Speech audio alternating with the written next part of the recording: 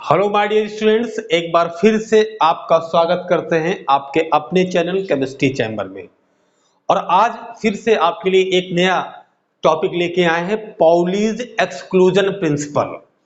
Pauli's exclusion principle में क्या है और ये प्रिंसिपल क्या कहता है, क्या समझाना चाहता है हमें, वो हम आज की क्लास में देखेंगे। ये जो आपका टॉपिक है ये बहुत ही इंपॉर्टेंट टॉपिक आपका स्ट्रक्चर ऑफ एटम से क्लास 11th का है। और इसमें हम लोग कैसे समझ सकते हैं टॉपिक क्या कहता है और इसकी डेफिनेशन क्या है, ये हम आज की क्लास में समझेंगे। तो अगर आप चैनल पे नए हो तो चैनल को सब्सक्राइब करना और दोस्तों में शेयर करना बिल्कुल मत भूलिएगा। तो चलिए अब समझते हैं पाउली एक्सक्लूजन प्रिंसिपल की थ्योरी। यहां पर टर्म एक लगा हुआ है एक्सक्लूजन। एक्सक्लूजन इसका मतलब है कि एक बॉक्स में अगर दो इलेक्ट्रॉन हैं तो दोनों इलेक्ट्रॉन के जो सेट हैं वो एक दूसरे को एक्सक्लूड करते हैं। मतलब ये सेट दूसरा होगा, ये सेट क्वांटम नंबर्स के जो 4 क्वांटम नंबर्स होते हैं उनके ये सेट दूसरे होंगे।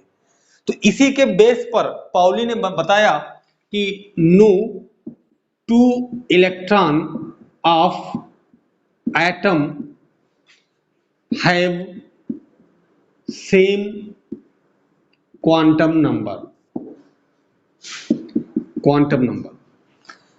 किसी भी एटम में दो इलेक्ट्रॉन, उसके चारों क्वांटम नंबर सेम नहीं हो सकते। यही बात बताई थी पाउली चाचा ने।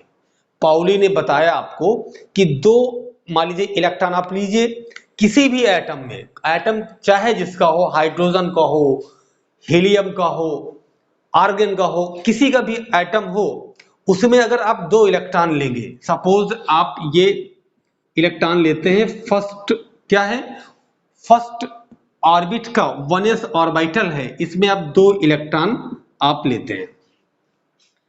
एक की स्पिन क्लॉकवाइज है, एक की स्पिन एंटी क्लॉकवाइज है। तो अब इसको आप लिखेंगे, ये फर्स्ट इलेक्ट्रॉन हो गया, ये सेकंड हो गया। इसके लिए सभी क्वांटम नंबर्स आप लिखेंगे।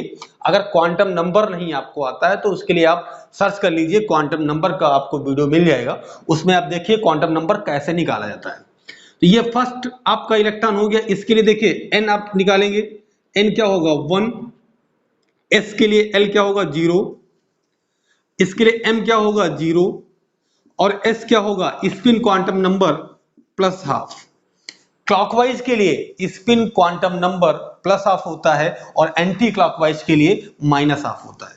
तो इसमें आप लिखेंगे एन क्या होगा 1, एल क्या होगा 0, एस ऑर्बिटल है आपका, एम क्या होगा 0 और एस क्या होगा माइनस हाफ। देखिए अब यहां पर ये तीनों क्या है, ये तीनों आपके सेम है, ये सेम सेट है, लेकिन ये आपका क्या है, ये सेम सेट नहीं है। यानी कि एस स्पिन क्वांटम नंबर दोनों इलेक्ट्रॉन का आप डिफरेंट पाएंगे। तो अगर स्पिन क्वांटम नंबर दोनों का डिफरेंट है तो इसका मतलब है कि ऑल 4 सेट जो है वो सेम नहीं है। 4 सेट जो क्वांटम नंबर का है वो सिमिलर नहीं है। तो जब सिमिलर नहीं होगा तो इनकी बात क्या होती है, पाउली की, ये कहते हैं कि किसी भी एटम में दो इलेक्ट्रॉन की चारों क्वांटम नंबर सेम नहीं हो सकती है। तो देखिए सेम आ रहा है क्या, नहीं आया।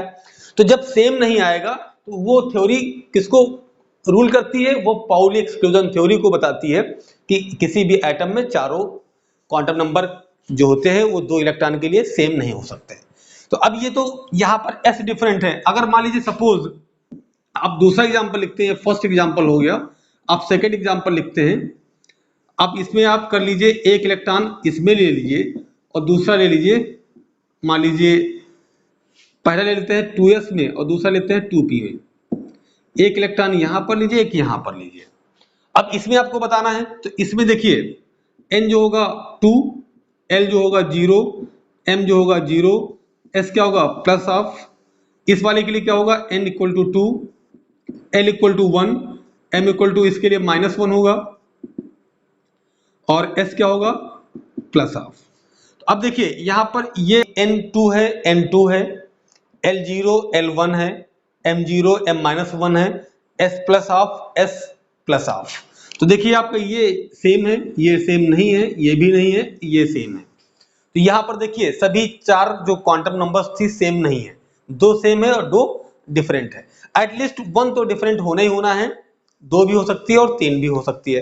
तो ये आपका था पाउली एक्सक्लूजन प्रिंसिपल। इसको आप देखिए, समझिए। अब मिलते हैं किसी और इंपॉर्टेंट टॉपिक के साथ, तब तक के लिए बाय।